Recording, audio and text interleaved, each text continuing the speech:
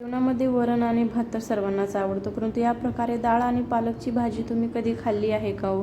किंवा तुम्हाला आवडते का? आवडत असेल तर या प्रकारे एकदा नक्की करून बघा. काय करायचं, कुकरमध्ये थोडीशी डाळ घालायची, स्वच्छ धुवून चिरून घेतलेला पालक घालते यात.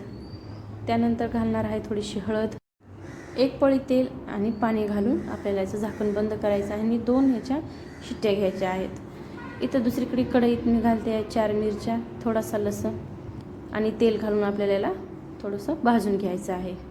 भाजल्यानंतर घालते यात कोथिंबीर, ही पण आपल्याला हलकीशी फ्राय करून घ्यायची. त्यानंतर मी हे सारण बाजूला काढून घेते. त्यात घालते थोडंसं मीठ आणि आपल्याला याला तर जाडसरच कुटून घ्यायचं आहे. इथं कुकरचं प्रेशर निघाल्यानंतर आपल्याला ही डाळ छान प्रकारे मॅश करून घ्यायची आहे. त्यानंतर घालणार आहोत फोडणी. इथं घालते मी तेल छान गरम झाल्यानंतर मोहरी, जिरे आणि जे आपण वाटून घेतलेली हिरव्या मिरचीचं वाटण होतं ते इथं घालणार आहे.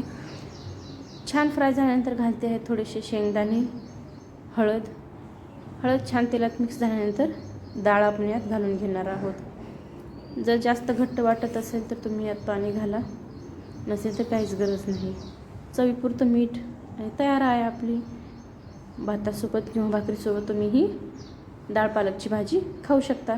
चला तर मग रेसिपी आवडली असेल तर चॅनलला नक्की सबस्क्राईब करा.